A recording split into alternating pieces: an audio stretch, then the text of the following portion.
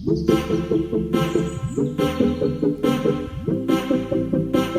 साथियों, मैं अमरदीप कादियान। नमस्ते, प्रणाम, सलाम वालेकुम, सत श्री अकाल, जय मसीह की, राम राम जी, जय माता जी। साथियों, आपका स्वागत है मेरे YouTube चैनल डिसेंट एडवाइज में। साथियों, आज हम बात करेंगे कि हाई कोर्ट की तरफ से एक बहुत बड़ी खुशखबरी आ रही है आम और खास आदमी के लिए। साथियों, जैसे कि आपको पता है 25 मार्च 2020 से हमारा सारा देश बंद हो गया था, संपूर्ण लॉकडाउन हो गया था। लगभग 2.25 महीने सारा देश बंद रहा। उसके बाद भी आराम आराम से देश खुलना शुरू हुआ। Containment zone, orange zone, green zone, red zone, ऐसे कर करके सरकार ने अलग अलग जोन बना दिए। कुछ एरिया खुल गया, कुछ नहीं खुला। आराम आराम से फिर अनलॉक 1 आया, 2 आया, 3 आया, ऐसे आराम आराम से करके देश खुलता चला गया और आज की डेट में लगभग सारा देश खुला हुआ है। उसकी वजह से कोरोना काल की वजह से, कोरोना काल तो अभी भी चला हुआ है, लेकिन अब क्योंकि इसकी दवाई आ गई है, वैक्सीन आ गई है, तो काफी हद तक इसका प्रभाव भी कम हो गया है। लेकिन ये 100% नहीं गया। लेकिन जब यह पूरी तरह से हावी था, जो 2.25 महीने गए, उसमें देश की अर्थव्यवस्था की रीढ़ की हड्डी टूट गई। 23.9 हमारी जीडीपी नीचे चली गई थी और देश की नीचे चली गई थी। तो देश के अंदर ही, आम आदमी भी देश के अंदर ही है। देखने में यह आता है कि जो आम आदमी है, मध्यम वर्गीय परिवार के आदमी, वो करोड़ों आदमी ऐसे हैं जिनके लोन थे। उनको क्या दिक्कत परेशानी आई कि करोड़ों आदमियों का जब देश ही बंद हो गया तो सारा बिजनेस, व्यापार, काम धंधा ऑटोमेटिक ही ठप हो गया। जब देश ही नहीं खुले है तो बिजनेस किसके साथ करेगा भाई। उसके अलावा लोगों की जॉब की सैलरी नहीं मिली। जो प्राइवेट जॉब कर रहे थे, 5% ऐसे आदमी होंगे जिनको सैलरी मिली, उस 2.25 महीने की किसी को सैलरी नहीं मिली। उसके बाद जब अनलॉक स्टार्ट हुआ, देश खुलना शुरू हुआ, और आज तक भी जो भी लोग कोई बिजनेस, व्यापार, काम धंधा करते हैं, उनका ज्यादा से ज्यादा 30, 40, 50% तक काम चला हुआ है, जितना लॉकडाउन से पहले चला हुआ था। और ऐसे ही जो प्राइवेट जॉब करते हैं, उनकी भी 30, 40, 50% से ज्यादा सैलरी नहीं है। उनकी मजबूरी है, वो यहां से छोड़ के दूसरे में करेंगे, और दूसरा आदमी भी उसको उतनी सैलरी देगा। अब स्वाभाविक बात है कि वो दूसरे में क्यों जाएंगे। ये भी 95% आदमियों की आज की डेट में यही स्थिति है। लेकिन दिक्कत परेशानी कहां आई कि लोगों ने लोन करवा रखे थे। मध्यम वर्गीय परिवार के आदमियों ने 70 से 80% आदमियों ने लोन करवा रखे थे। किसी का छोटा था, मोबाइल का था, लैपटॉप का, स्कूटर, मोटरसाइकिल, कार, जीप वगैरह वगैरह। किसी ने होम लोन ले रखा था, थोड़ा बड़ा ले रखा था, किसी ने छोटा ले रखा था, लेकिन लगभग सभी के चले हुए थे। अब आदमी जब लोन लेता है वो अपने बजट के हिसाब से लेता है, और जो कॉमन मैन होता है, आम आदमी, वो लगभग पहले ही पूरा पूरा होता है। उसका बस पैसा आता है और चला जाता है, उसके पास बहुत ज्यादा एक्स्ट्रा पैसा होता ही नहीं है। तो उसने उस बजट के हिसाब से कोरोना काल से पहले लोन करवाए हुए थे, वो उसकी इजली किस्त भी पे कर पा रहे थे। जैसे कोरोना आया, अब क्योंकि बिजनेस, व्यापार, काम धंधा 50% से ज्यादा नहीं है, और इधर से लोगों की जॉब सैलरी 50% से ज्यादा नहीं मिल रही है, तो उनको बहुत ज्यादा दिक्कत परेशानी आने लगी किस्त जमा करवाने में। अब उसकी वजह से क्या हुआ, लोगों की, जैसे लोगों ने मोराटोरियम ले लिया। पहले रिजर्व बैंक की तरफ से आदेश आ गए थे 3 महीने के लिए मोराटोरियम मिल गया। उसके बाद फिर 3 महीने के लिए आ गए थे। 31 अगस्त तक का मोराटोरियम बहुत से आदमियों ने ले लिया था।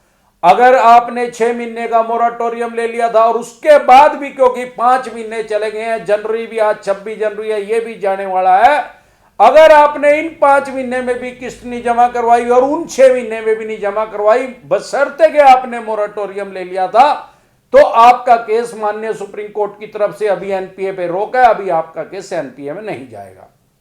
ऐसा केस एक केरला में हुआ। एक आदमी ने बजाज फिनसर्व से लोन ले रखा था, उसने सारी किस्तें भी पे कर दी टाइमली, लेकिन उनका जो सिविल में जो रिपोर्ट गई हुई थी, वो थी राइट ऑफ लिखा हुआ था। अब उसने वहां पे पता किया, नहीं माने तो उन्हें केरला हाईकोर्ट में याचिका दायर कर दी कि ये आदमी पैसे लेने के बाद भी मेरा सिविल खराब कर रहे हैं। तो केरला हाईकोर्ट के आदेश ये आए सिविल को कि कोई भी आदमी जिसका सिविल किसी गलती से खराब हुआ है, तो उसका सिविल आपको ठीक करना पड़ेगा। इसमें ध्यान देने योग्य ये बात है, अगर आपकी किस्तें काफी रुकी हुई हैं, उसकी वजह से आपका सिविल खराब है, तो आप कंप्लेंट करेंगे तो आपका सिविल ठीक नहीं होगा। कई बार ऐसा होता है, क्लरिकल मिस्टेक हो जाती है, उसकी वजह से सिविल खराब हो जाता है। या कई बार और भी कोई कारण हो सकता है, आपका सिविल ठीक हो जाएगा। अब क्योंकि हाईकोर्ट के आदेश आ गए हैं, वो तो उनको मानने ही पड़ेंगे, नहीं तो कोर्ट के अवमानना का केस उनके ऊपर दर्ज हो जाएगा। लेकिन इसमें एक ध्यान रखने योग्य और बात है, क्योंकि हमारे देश में सर्वोच्च न्यायालय भी है, सुप्रीम कोर्ट भी है।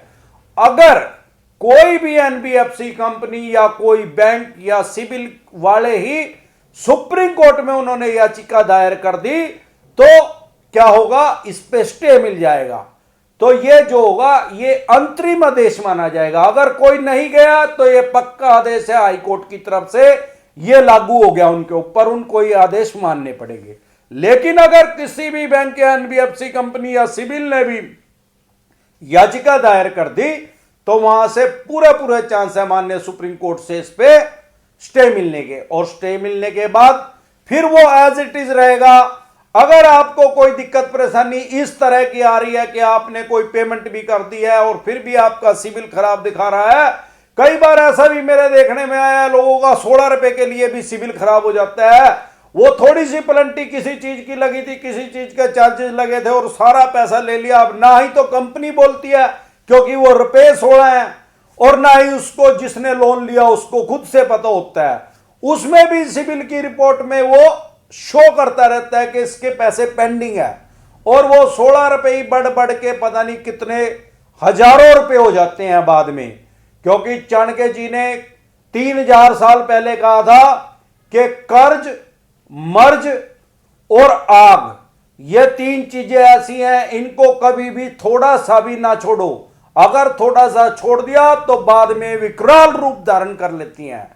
तो ऐसी अगर कोई आपकी मिस्टेक है, कहीं पे आपको पता लग रहा है कि आपका सिविल खराब हो रहा है, उसकी वजह से आप पैसे भी दे चुके हो, रह गई 16 रुपए है, तो आप जाके उसी कंपनी में जाके उनके 16 रुपए जमा करवा दो। अगर फिर भी कोई दिक्कत परेशानी आ रही है तो आप सबसे पहले ऑफलाइन भी उस कंपनी में जाके जहां से आपने लोन लिया था, एक रिटर्न में शिकायत दे दो कि भाई मैंने आपके पैसे दे दिए, भाई साहब ये सिविल से हटवा दो। तो वो उसको वहां पे रिपोर्ट कर देंगे दोबारा, और वो आपका सिविल से हट जाएगा। क्योंकि सिविल की रिपोर्ट हर महीने वहां पे जाती है, और सिविल की रिपोर्ट 300 से लेकर 900 तक होती है। बहुत से आदमी मेरे से ये भी पूछते हैं, अगर आपका सिविल 500 550 तक है तो आपका सिविल माना जाएगा पुअर। अगर आपका सिविल 600 से लेके 750 तक है तो आपका सिविल माना जाएगा गुड।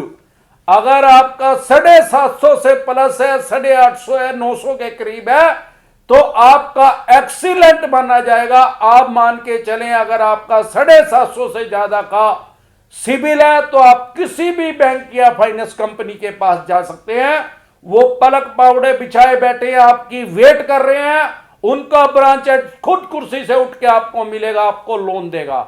तो इसी तरह की या किसी भी तरह की कोई भी दिक्कत परेशानी आपके किसी यार प्यारे रिश्तेदार को हो, तो उनके पास मेरी ये वीडियो शेयर करें। आपको कोई दिक्कत परेशानी है तो आप कमेंट करें, उसकी डिसेंट एडवाइस आपको मिल जाएगी। ऐसे ही आप मेरे चैनल पे अपना प्यार बनाए रखें। नमस्कार।